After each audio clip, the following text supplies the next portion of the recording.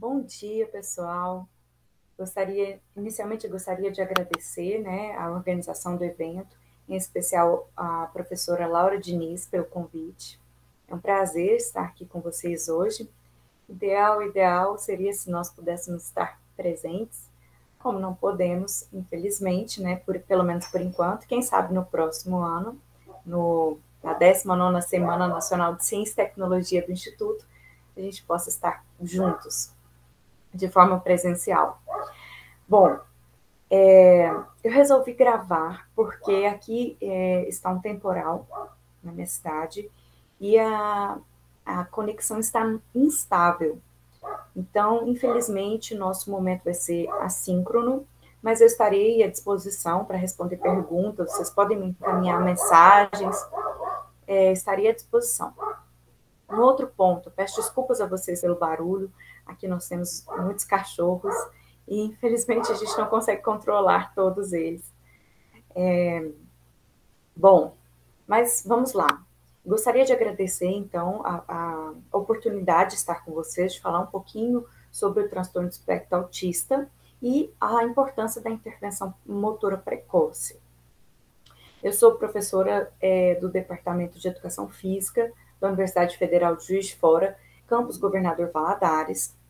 Eu sou formada em Educação Física, né, mestre e doutora pela Universidade Federal de Minas Gerais. Aos últimos anos, eu tenho dedicado os meus esforços no estudo do comportamento motor, mais especificamente, como nós controlamos o movimento. E eu tenho um grande interesse e afinidade pela área de transtornos do neurodesenvolvimento e de deficiências. Então, eu tento fazer uma relação, né, eu tento intermediar entre comportamento motor e comportamento motor nos transtornos do neurodesenvolvimento e pessoas com deficiência. Bom, e para a gente falar do transtorno do espectro autista, primeiro a gente precisa trabalhar alguns conceitos. Pode ser que vocês já viram na literatura ou em algum momento uma salada de nomes. Dentre eles, autismo infantil precoce, autismo de Kanner, transtorno desintegrativo da infância, síndrome de Asperger, autismo de alto funcionamento e autismo atípico. Todos esses termos se referiam a transtornos apresentados no DSM anterior, né, DSM-4. E com esse DSM, é um Manual Diagnóstico Estatístico de Transtornos Mentais, é um documento único utilizado, padronizado, onde, se vocês tiverem curiosidade, depois dêem uma olhada, há uma descrição minuciosa, detalhada de todos os transtornos mentais, e é utilizado pela medicina.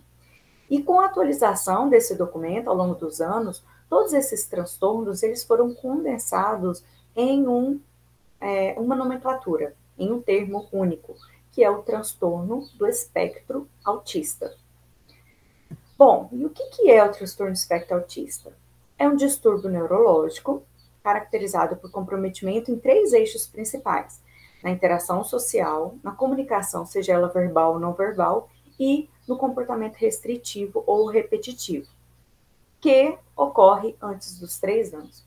Ah, interessante, mas fulano de tal foi diagnosticado com 18 anos. Pode acontecer? Pode. Isso não necessariamente, isso não diz, na verdade, não diz que o transtorno aconteceu aos 18 anos, mas sim que ele foi diagnosticado. Até os 3 anos, essa criança já apresentava algum sinal, alguma característica de um desenvolvimento atípico, que passou despercebido pelos pais, pelos profissionais que essa criança teve contato. Né? Então, todas as crianças com autismo apresentarão algum sintoma até os 3 anos.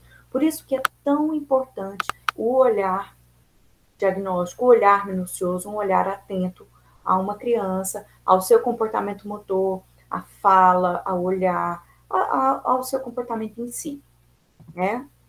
Bom, mas certo, todos esses transtornos foram colocados dentro do mesmo pacote. Sim, dentro de espectro autista. E o que é um espectro? O espectro são diferentes amplitudes ou intensidades de energia. Então, aqui, por exemplo, a gente tem um espectro de comprimento de ondas. Nós temos diferentes amplitudes e diferentes intensidades que resultam em diferentes cores, né? Identificadas pelo nosso sistema visual. Não é diferente com o espectro autista. Nós temos, dentro de uma linha contínua, né, diferentes intensidades do transtorno. O que isso significa? Isso significa que nós teremos diferentes comprometimentos, né? Então, nós teremos um indivíduo, por exemplo, lá numa ponta, aquele indivíduo pouco funcional, que não sabe ler, não sabe escrever, tem déficit intelectual, não é verbal, e se automutila. Lá na outra ponta, nós temos um indivíduo extremamente inteligente, hábil, inteligente, que consegue se relacionar relativamente bem na sociedade, que não tem nenhum déficit cognitivo, nenhuma comorbidade associada com o autismo.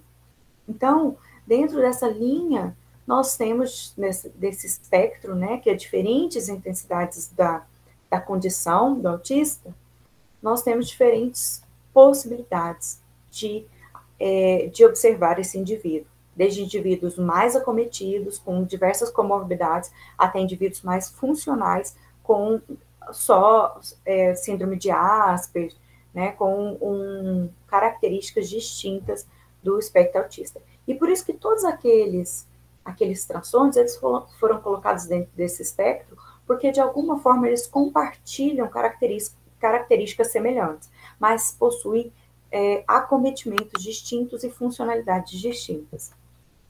E o que isso resulta? Por que é importante saber isso? Porque nesse espectro, nós encontraremos diferentes comprometimentos. Se nós encontraremos diferentes comprometimentos, logo, esses indivíduos apresentarão diferentes necessidades. E isso resulta nada mais, nada menos em diferentes intervenções. Então, nós precisamos entender, né, quem trabalha com autismo sabe isso claramente, que não há receita de bolo, né? Nenhum plano de aula para um aluno com autista possivelmente será útil para outro aluno, porque podem ser características totalmente distintas. A base do transtorno, algumas características, elas são basais, então elas estarão presentes em todos os indivíduos. E por isso é tão importante a gente conhecer, a gente se informar, estudar, saber um pouco mais, se aprofundar, para poder entender como que isso vai refletir no indivíduo que é mais funcional e no indivíduo menos funcional. Bom, algumas características gerais. Eles apresentam uma inflexibilidade de pensamento, ou seja, são extremamente objetivos e literais. Então, por exemplo, se a gente falar, nossa, gente, hoje vai cair uma chuva de canivete. A pessoa não consegue compreender que é uma chuva muito forte. Ela realmente imagina chuva de canivetes, chuva de objetos canivete. Estou morrendo de frio. A pessoa realmente vai achar que eu estou morrendo, ou seja, deteriorando as minhas funções fisiológicas, né, rumo ao falecimento. Então, eles apresentam uma inflexibilidade cognitiva, alguns mais, outros menos. Eu tenho um vídeo aqui, próximo slide, que mostra claramente essa inflexibilidade. Eu gosto sempre de mostrá-lo, porque não deixa dúvidas.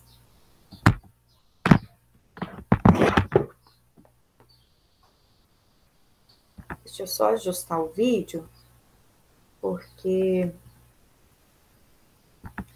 senão não vai dar para vocês verem a legenda.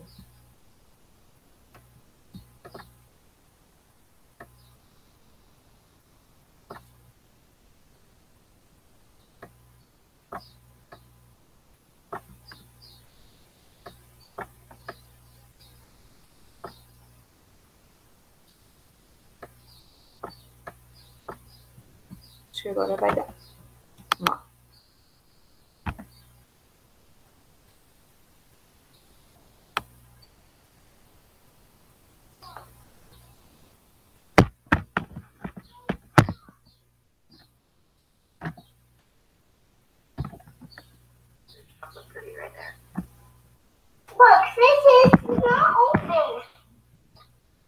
Desculpa, pessoal. Vou voltar aqui. I did open it. No, you didn't. It's open. No, it's not. This is open. Look, it's open.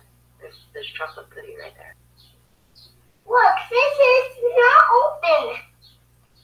You mean this right here? No, right here. Right here? Yeah. You want me to take this off? This off. This? Yeah.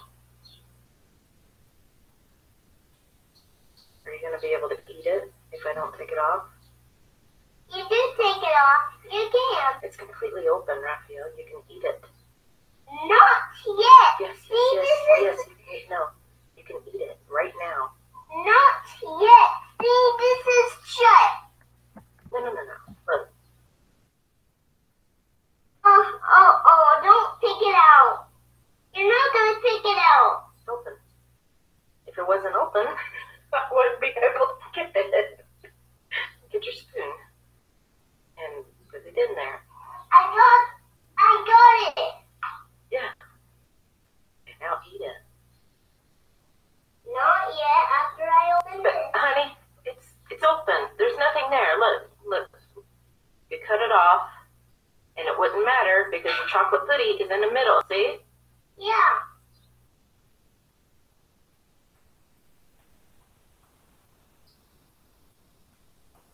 Just eat your chocolate pudding.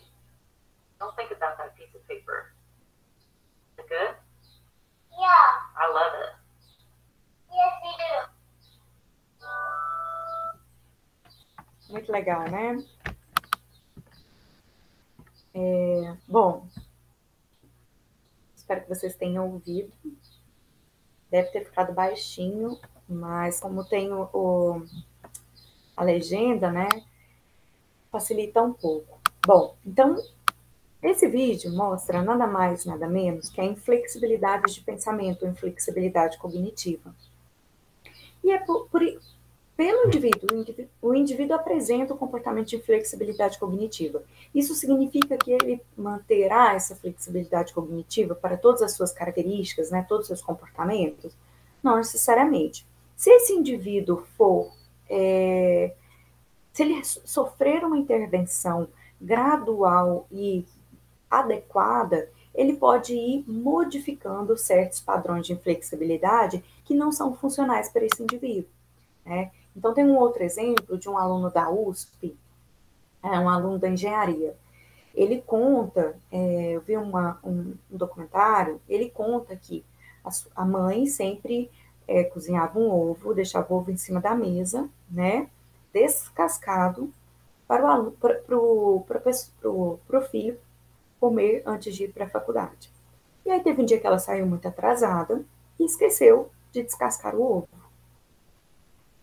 Quando o filho sentou na mesa para comer e se deparou, né, com uma situação diferente, atípica da que ele estava acostumado, que é o ovo com casca, ele paralisou.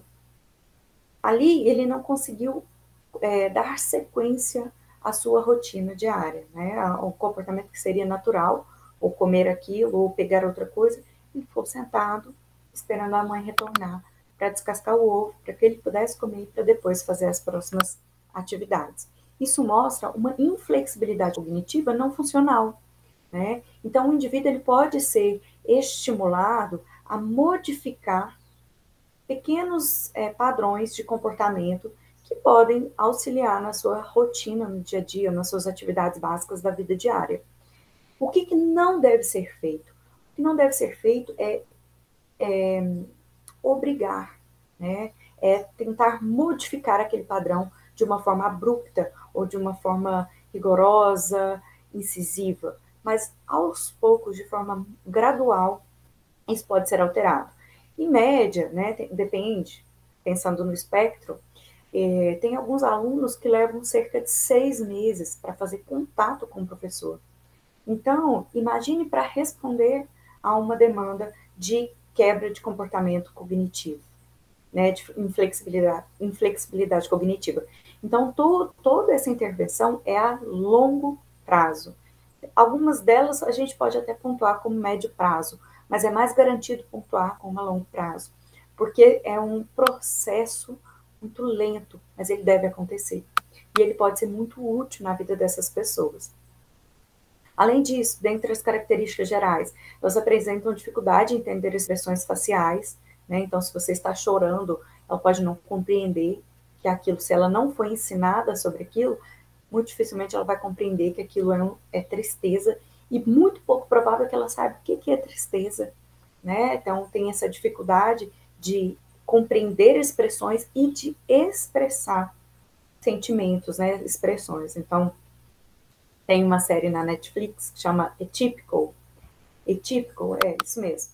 E aí tem uma cena muito engraçada e realmente é muito real, de um amigo, eu esqueci o nome do personagem, o amigo do autista ensinando ele a sorrir durante um encontro com uma garota.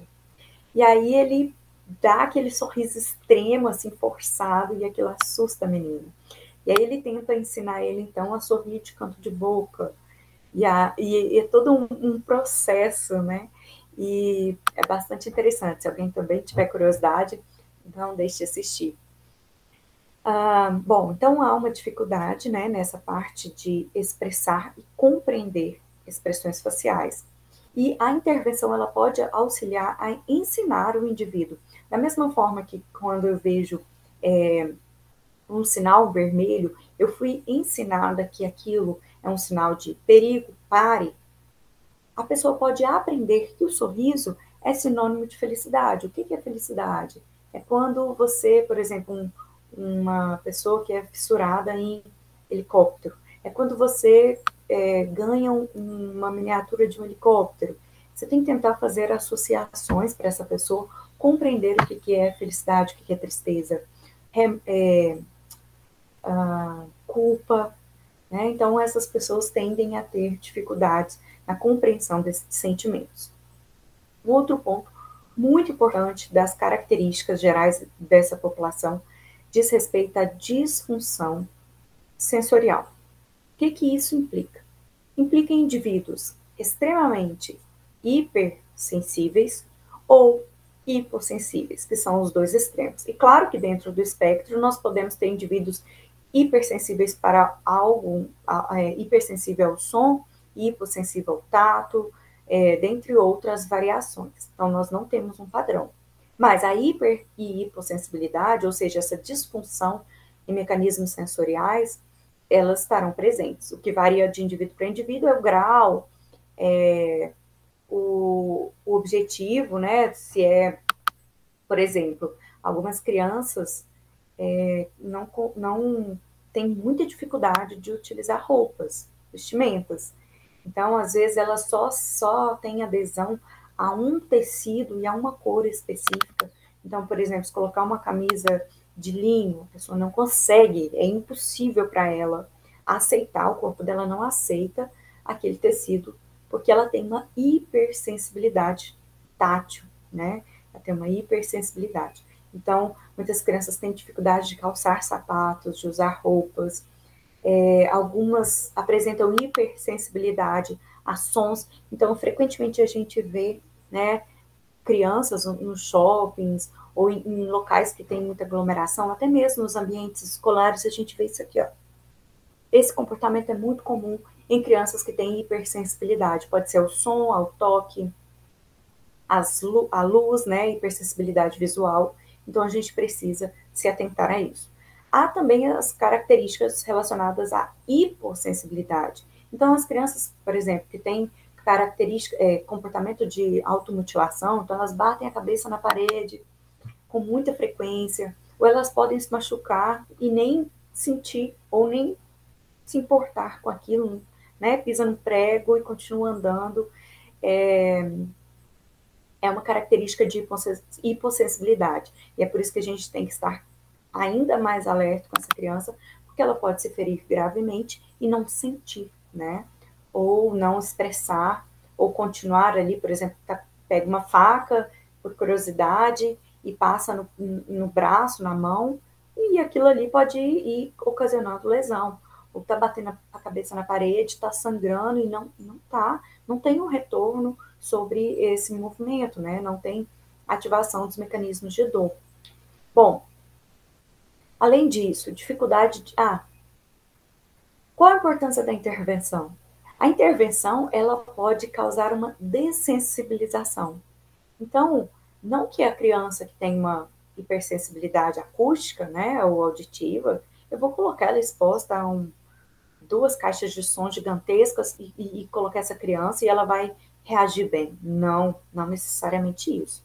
Mas, por exemplo, a gente não controla a cor que as pessoas utilizam de camisas, né, quando não tem uniforme nas escolas. Então, pode ter uma criança com uma blusa verde neon, né, um amarelo, um rosa, enfim, cores extremamente fortes, gritantes. E essa criança precisa se adequar ao ambiente educacional. Então, um exemplo, né? Nesse caso, a gente pode tentar trabalhar a dessensibilização dessa criança, ou seja, torná-la menos sensível àquelas variações de cores. Não que ela não terá, né? Ou não que seja uma intervenção com foco em não é reduzir, eliminar essas características, mas sim dessensibilizar para que essa pessoa consiga realizar suas atividades de vida diária, atividades instrumentais, dentre outras. Dificuldade de expressar emoções, né, já foi falado.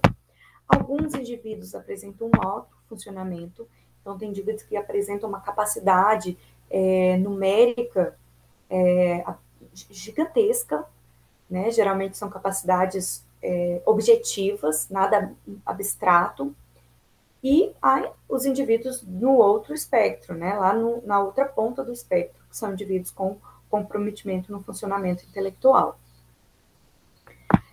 Os indivíduos apresentam maneirismos ou estereotipias, que são movimentos característicos do transtorno, não impactam, né, no seu desenvolvimento. Alguns maneirismos são movimentos de...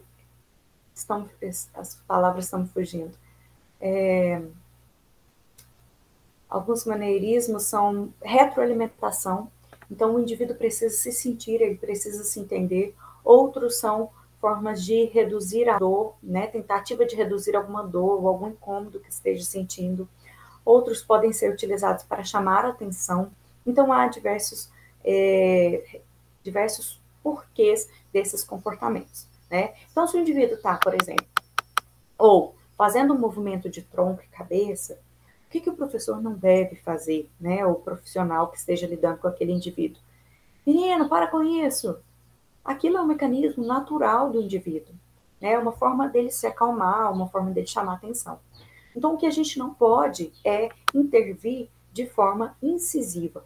Tudo tem que ser trabalhado de forma gradual, né? Primeiro, a gente precisa entender o que é aquele comportamento e não necessariamente colocar regras para esse indivíduo, das quais estão muito além das capacidades fisiológicas dele, né? Então, a gente precisa compreender esse indivíduo.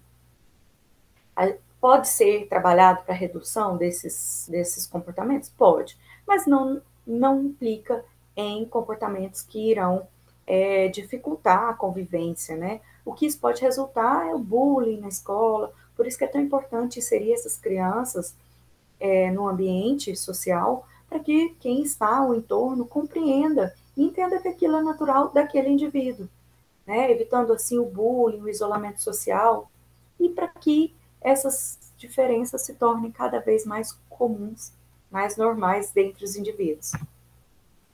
Bom, esse era o vídeo, né? Agora, falando sobre a disfunção sensorial, já falei para vocês, né? Disfunção visual, auditiva e tátil. Eu adiantei um pouquinho o tema.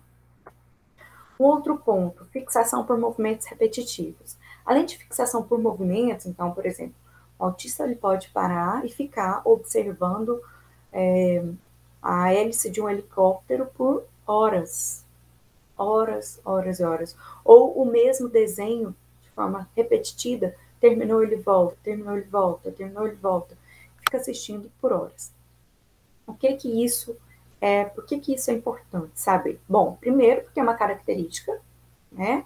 Essa obsessão por movimentos repetitivos, como trem, a hélice de helicópteros. Acho que eu conheci duas crianças com fixação por trem e por a hélice, né? Qualquer hélice de uma máquina, de um liquidificador, enfim. Bom, isso pode ajudar na intervenção. Então, a minha intervenção com esse indivíduo, se eu sei qual é o foco, né? Algumas crianças têm fixação por dinossauros, outros por mar, né? Tem uma outra série na Netflix que se chama A Caminho do Céu. E o autista é um autista de alto funcionamento, ele tem uma fixação por animais marinhos. Então, ele sabe tudo sobre a vida marinha. E ele fica repetindo as informações e faz uma transposição da vida marinha, do comportamento marinho com o comportamento humano. É muito interessante. Bom, vamos voltar aqui, então. Se você sabe qual é a fixação, né, o comportamento obsessivo daquele indivíduo, fica mais fácil a sua intervenção e a sua conexão com esse indivíduo. Então, se eu sei que ele tem uma fixação por vida marinha, a minha intervenção, a minha forma de comunicar, ela pode partir de uma interação com alguma relação com a vida marinha, né? Então, tentar fazer relações de conteúdo, tentar fazer relações do que for pedido para o indivíduo relacionado com a vida marinha, ou se ele tem fixação por helicóptero, tentar fazer o ensino, né, de algum ensino formal, por exemplo, português, matemática, física, direcionado para, associado com o helicóptero, né, ou com uma hélice. Então, conhecer o comportamento e a fixação daquele indivíduo pode auxiliar nesse contato, que pode levar até anos, né? Alguns indivíduos já conseguem estabelecer contato com pessoas de fora da família, né, os profissionais, outros é um processo.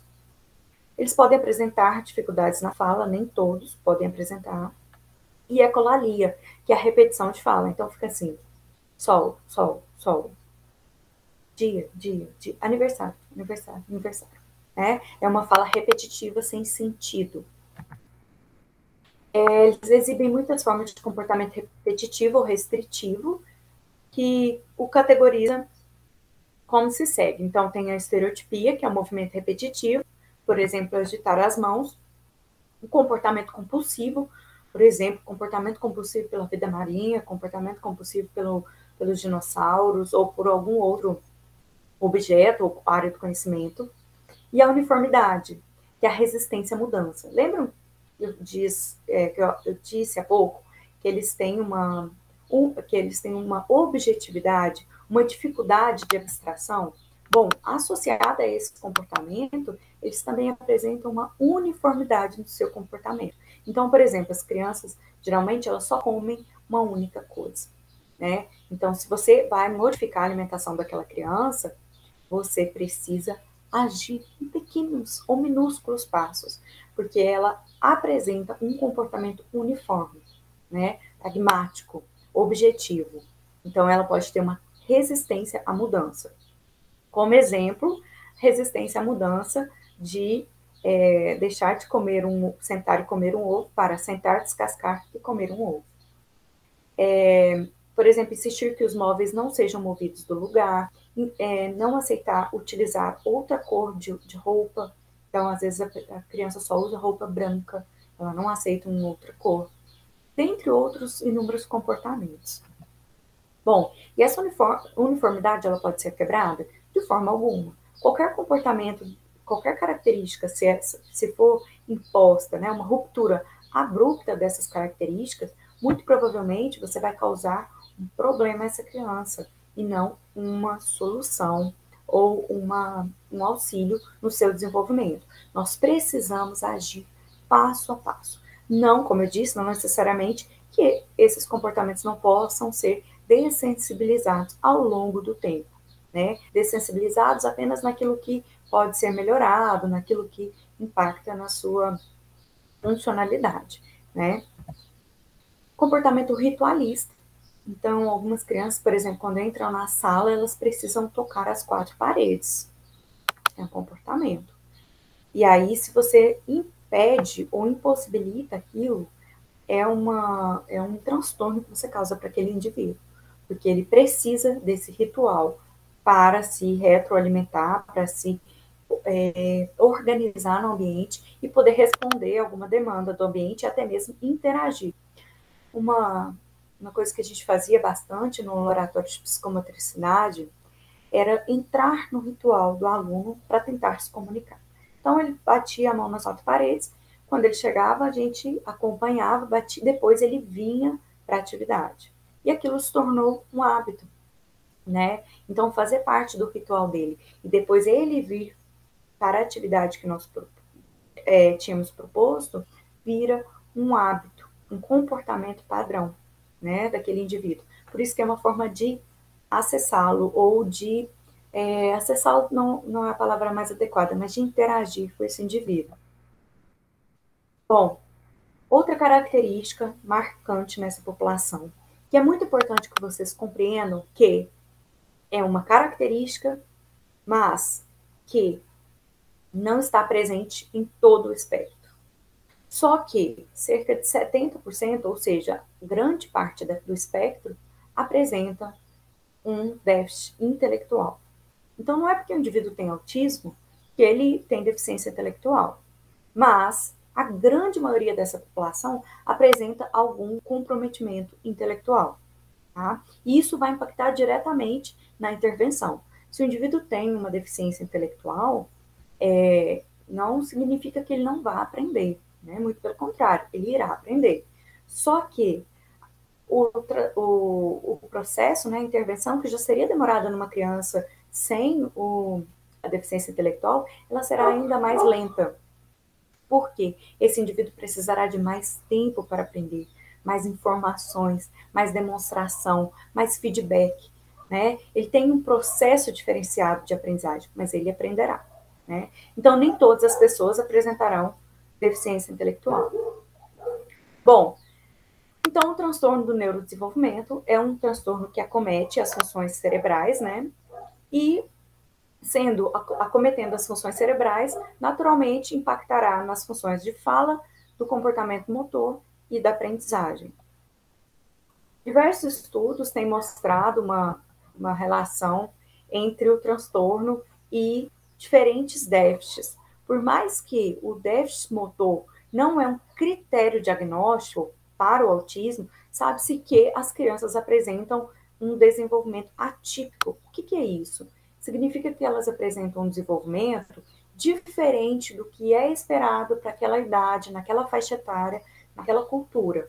Né? Então, por exemplo, para crianças brasileiras, com X meses é esperado que a criança anda, com X meses é esperado que a criança fala, até X meses é esperado que a criança anda, fala, engatinha.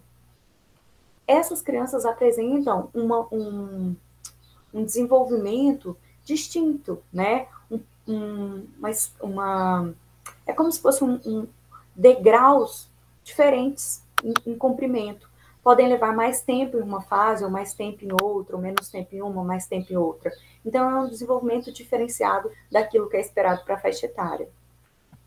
Bom, e o que isso tem a ver, né? Qual que é a importância de saber isso? A importância é gigantesca. Nós temos os profissionais da saúde, os profissionais da educação, têm uma função social imensa na vida dessas pessoas, uma vez que nós podemos intervir, a partir de um conhecimento prévio, básico, nós podemos intervir para auxiliar no desenvolvimento global desse indivíduo. Uma forma de auxiliar no desenvolvimento global desse indivíduo é trabalhando o desenvolvimento das suas habilidades básicas, visto que o indivíduo, há uma interação constante do indivíduo com o ambiente no qual ele está inserido. Então, essa interação, ela objetiva-se a levar ao aperfeiçoamento, né? E esse aperfeiçoamento, ele deve partir das habilidades motoras básicas, que são a base, o fundamento, né? ou seja, aquilo mais elementar do nosso comportamento, que irá refletir em todas as nossas outras atividades, sejam elas profissionais, sejam elas pessoais, dentre outras.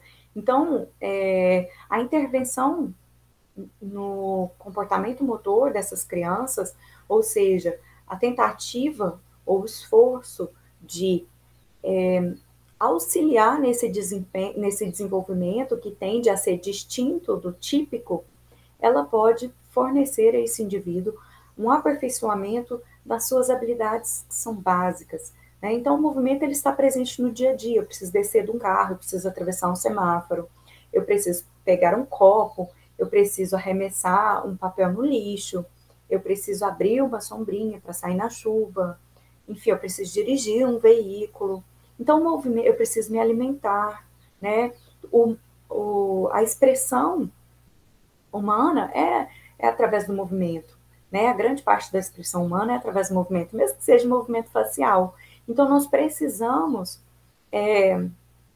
auxiliar esses indivíduos nesse desenvolvimento básico para que assim ele possa se aperfeiçoar, né? E seguir no processo de desenvolvimento de habilidades motoras básicas, habilidades motoras fundamentais, habilidades motoras especializadas, que são habilidades ainda mais elaboradas. Bom, essas habilidades motoras fundamentais, como correr, saltar, chutar, arremessar,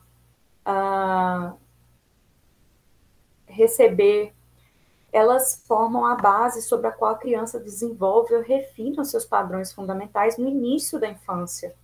E as habilidades motoras especializadas, que resultarão em habilidades motoras especializadas da infância posterior e da adolescência. Então, por isso que é tão fundamental a gente atuar, né, ou intervir o quanto mais cedo possível, nesse período que a gente chama de janela de oportunidades para o desenvolvimento desses indivíduos.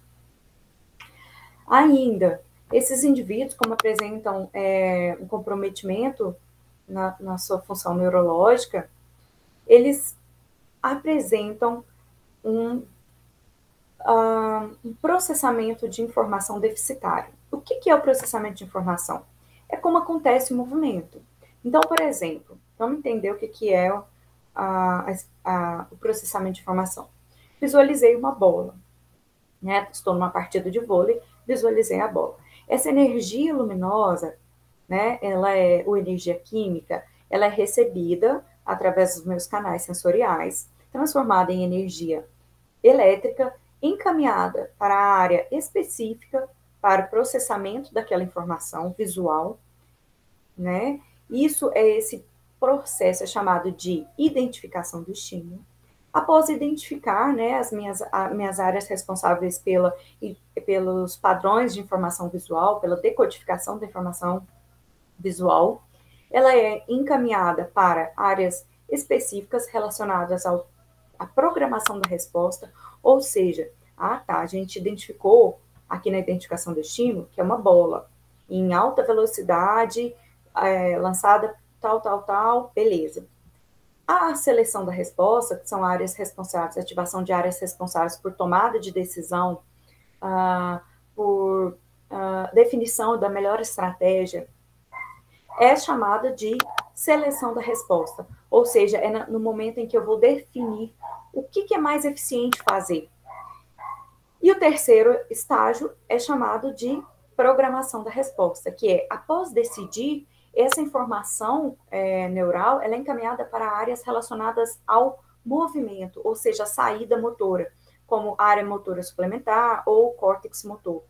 A partir daí, eu encaminho comandos motores para o sistema periférico para realizar o movimento.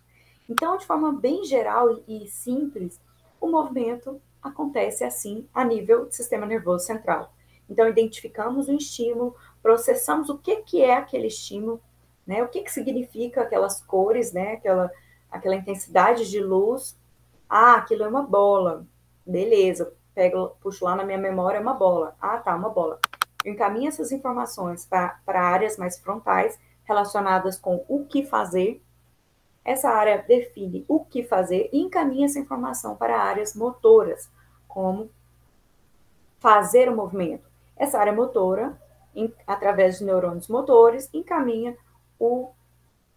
passa o movimento. Então, o indivíduo pode fazer um movimento que seja de bloquear ou de atacar, ou ele pode dar uma pingada, enfim, ele poderá ter diferentes comportamentos a partir desse processamento de informação.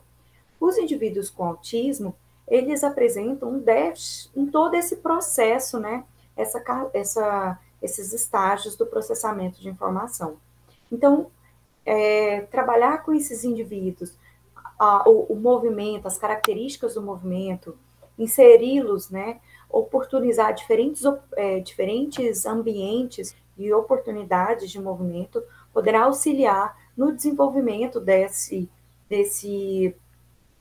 estágios de forma mais fluida e sem tanto o comprometimento de uma ou de outra fase, como, por exemplo, entender o que é, selecionar a resposta, programar e executar o movimento.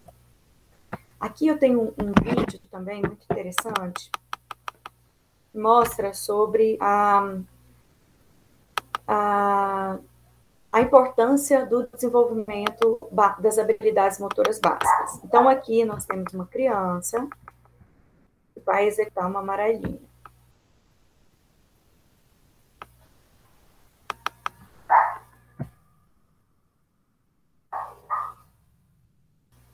Bom, ela realizou o movimento, agora esse garotinho vai realizá-lo.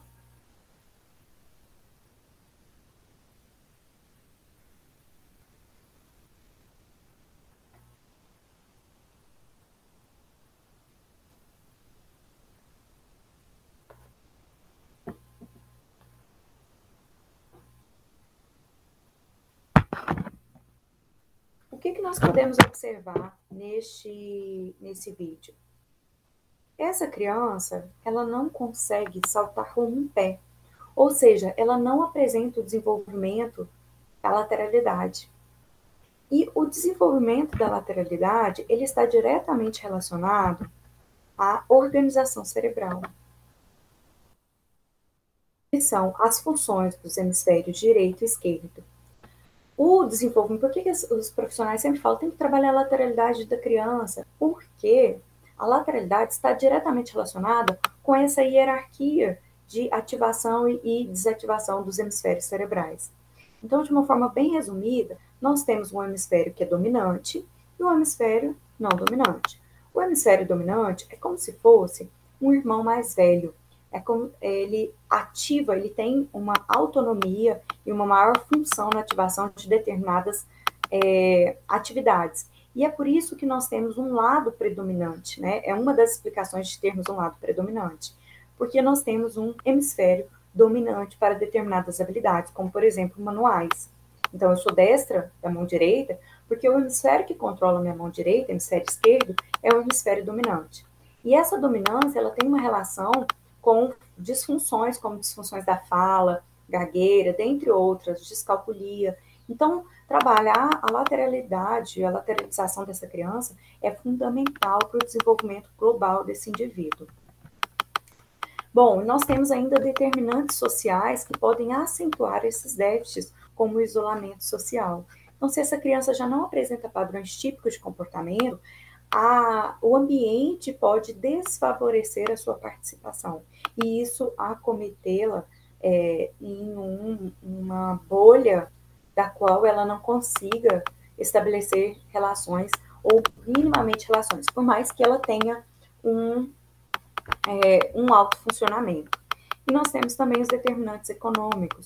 Uma família que tem uma condição financeira melhor, ela tem condições, né, ou ela tende a inserir essa criança em intervenções com diversos profissionais, que é o ideal para as crianças com autismo, como o fonoaudiólogo, o terapeuta ocupacional, o professor de educação física, o fisioterapeuta, o psiquiatra, o psicólogo, dentre outros, né, o nutricionista. Então, são determinantes sociais e econômicos que podem fortalecer a dificuldade de inserção desse indivíduo na sociedade e o seu desenvolvimento como um todo. Portanto, a avaliação do comportamento motor em um determinado indivíduo, ela pode ser realizada por meio de diferentes processos, né, e de diferentes análises, não se trata de um médico para dar um diagnóstico ou de uma intervenção, né? Para ser efetivo, é necessário o acompanhamento com uma equipe multiprofissional, uma intervenção com diversos profissionais e que esses estejam interligados, trabalhando com objetivo em comum.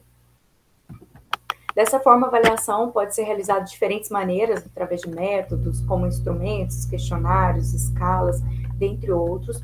Pode ser avaliada a motricidade fina, global, equilíbrio, esquema corporal, dentre outros aspectos do movimento, para se nortear quais são as principais necessidades daquele indivíduo, o que ele é mais comprometido, o que ele é menos comprometido, por exemplo, são em habilidades manuais ou habilidades podais, ele tem o desenvolvimento da lateralidade das mãos, mas não tem dos olhos, por exemplo, ou ele não consegue apresentar um desempenho para ambos os lados do corpo, enfim, qual que é o déficit mais acentuado desse indivíduo, quais são as prioridades de trabalho na intervenção. E por meio dessas intervenções é possível trazer resultados positivos, pois essa é a finalidade de qualquer avaliação. Então, o ideal é que esse indivíduo seja avaliado, seja mapeado quais são suas principais características, feita uma intervenção em cima daquilo que foi diagnosticado na avaliação e, em seguida, uma nova avaliação para poder obter o resultado, ou seja, o produto dessa intervenção do profissional. As crianças com TEA, através da intervenção, elas podem receber inúmeros benefícios, como ganhos importantes e significativos no seu desenvolvimento motor e, consequentemente, no seu desenvolvimento global. O conhecimento do perfil motor da criança, assim como das suas características ou do grau das características, né, aquelas características principais, funciona como um mapeamento da realidade motora e pode fornecer informações importantes para os profissionais durante esse acompanhamento. Portanto, traçar o perfil motor de uma pessoa, para traçar, são realizados vários testes ligados à coordenação, habilidade, aspectos afetivo e social, dentre outros, com o propósito de auxiliar no diagnóstico.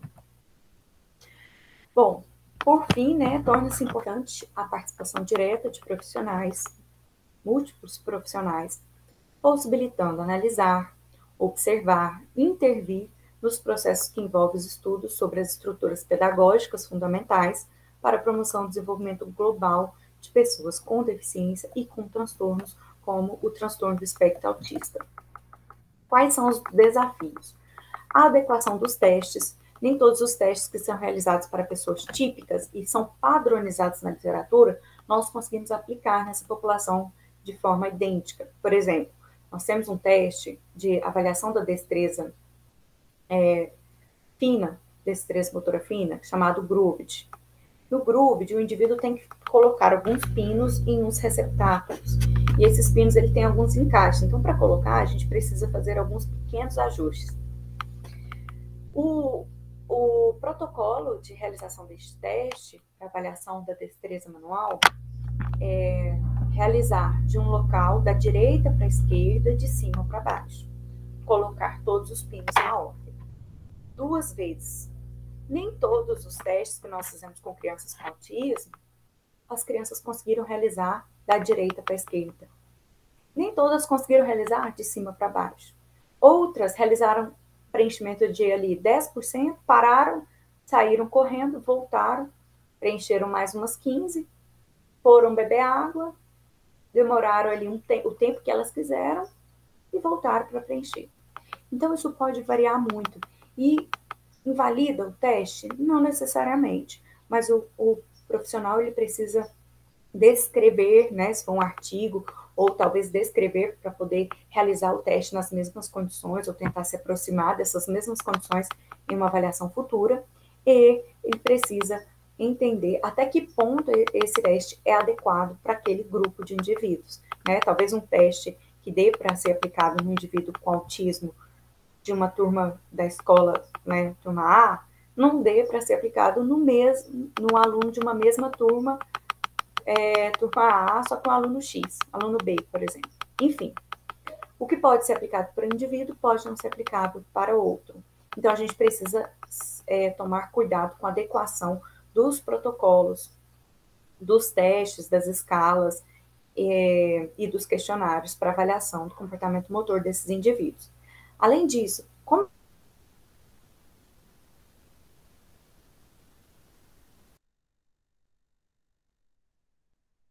o indivíduo não consiga medir, né? Então, por exemplo, se eu tenho um teste que exige, um teste motor, mas que exige um nível cognitivo relativamente alto, se esse indivíduo foi mal, não necessariamente é porque ele foi mal no desempenho motor, mas sim porque ele não compreendeu o que era para ser feito no teste, porque ele tem um déficit intelectual.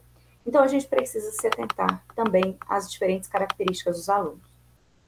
E as normativas. Geralmente, os testes se apresentam normativas, né? Não comparo o indivíduo com ele mesmo, mas sim eu comparo o indivíduo com o que é esperado para aquela idade do desenvolvimento típico. Nós não temos normativas para o autismo, até mesmo porque, como é um espectro, nós não temos normativas para indivíduos, por exemplo, grau leve, indivíduos grau moderado, né? Então, geralmente os testes são mais comparativos com indivíduos sem desenvolvimento, com desenvolvimento típico. E isso precisa ter um certo cuidado, um olhar mais cuidadoso para não causar problemas, né, no diagnóstico ou na avaliação desse indivíduo. Portanto, reforça a necessidade de um diagnóstico precoce em um possível atraso do desenvolvimento motor, seja ele um autismo ou um transtorno de déficit de coordenação, né? Em especial no autismo, que apresenta tantas características que podem comprometer a sua vida como um todo e o seu desenvolvimento global.